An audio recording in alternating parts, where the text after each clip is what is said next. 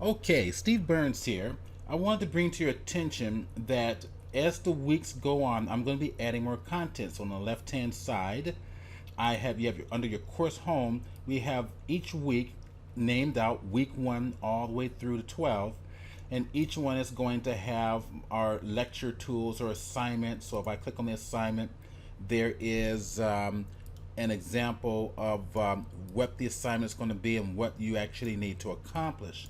If I come over to the lecture here, this is going to be the links to the videos that I'm producing for you. Now, roll call, you guys are pretty familiar with that already, but what I wanted to bring to your attention is under the course home, I've created what's called a important links. All right, so if you click on that, and what I've done, and these are links that's going to help you to get you creative with your projects. Now, when we get more into Photoshop, we're going to be wanting to use textures. Now, I prefer you to use your own textures. Go out and photograph them if you like. Build up a arsenal of textures, a huge portfolio of textures and clouds and water, so that you can work from your own images. However, for those of you who don't have their own images, we have the textures.com.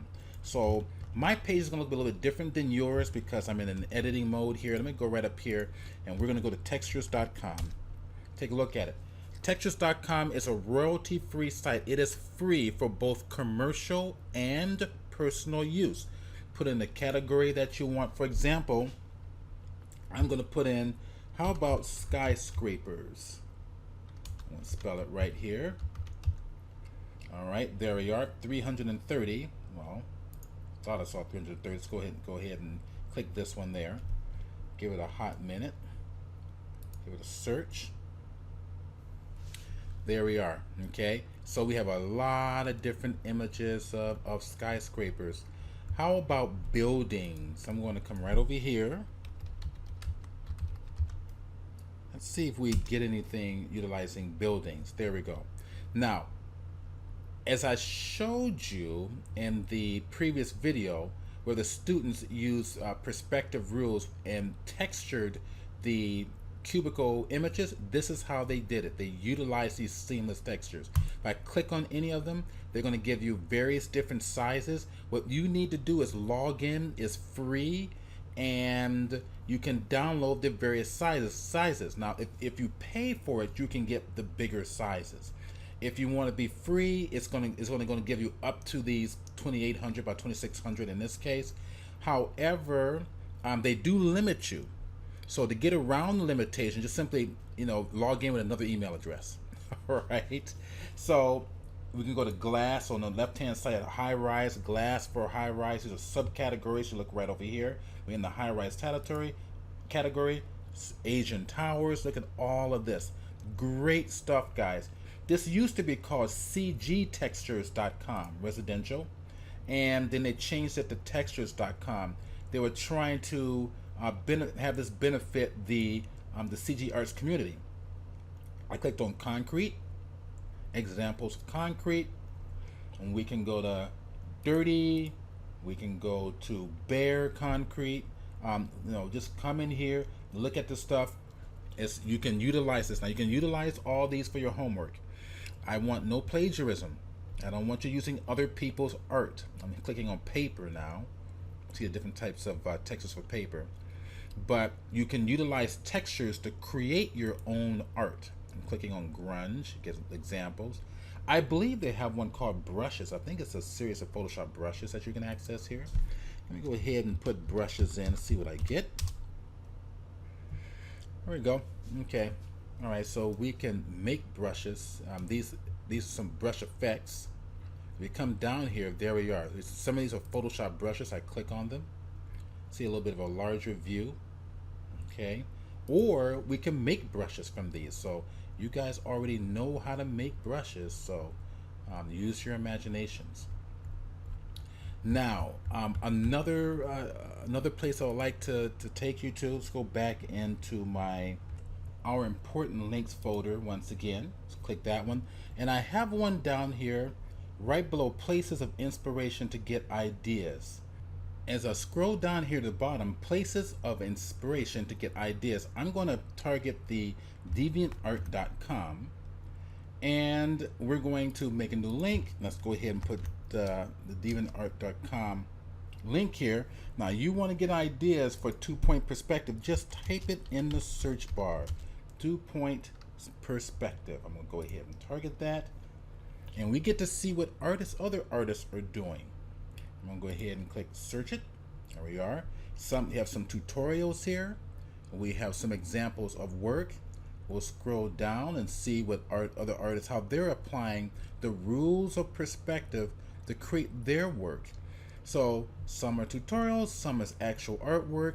All of it's very stunning at times. So come in and kind of peruse through here. Now another way that I recommend, I'm going to make a new little page here, is simply go to Google and 2-point perspective. Okay, click it in, target images, and here are some other examples. Okay, so come here and get ideas as to what type of a concept you want to create. I cannot say enough to all of you to not sit down and try to figure it out yourself. Come in here, look at ideas, see what other artists are trying to do, and then adapt them to what you're doing. It doesn't matter if any of these are a drawing, it doesn't matter if it's digitally done, it's all the same concept, because what we're doing is we are learning about the rules of art and simply using digital as a tool. Photoshop is a tool for our imagination.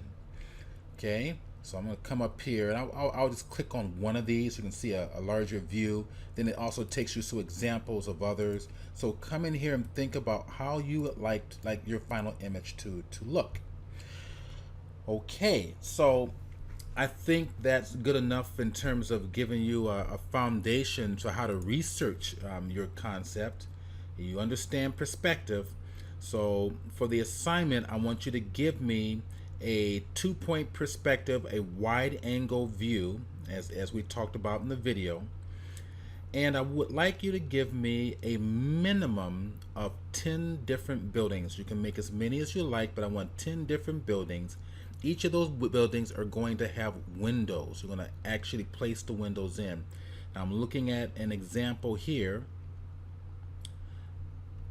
I want to kind of pull on over. You can see windows here. It doesn't have to be this detailed. I'm not looking for a lot of detail. I'm not looking for artistic genius here. I just want you to show me that you understand applying a concept. I would like to see some depth in some of these windows. Like, let's see, it was this one here I was looking at, where you can see the facing right in here, the little ledge of the window coming in there. So try to add some ledges to the windows, and they all must follow perspective. Okay, all right, you have to follow perspective. Perspective is going to be one of the criteria. If you don't, if I see anything off, I'm going to have to ding you for it. Here we go, another example of 2-point perspective. A little drawing here, but you get the concept. All right, we're following the concepts, the foundation of art. Okay, all right, see here we have more depth to create the balcony here. Create something like that. Consider it. All right, so I'm gonna give you creative license to create what you want. Follow through with perspective, minimum of 10 buildings. Okay, and I'm going to ask you to also add windows. I'm also going to ask you to add a street scene. So read your homework assignment and make sure you apply all the various criteria to your 2-point perspective scene.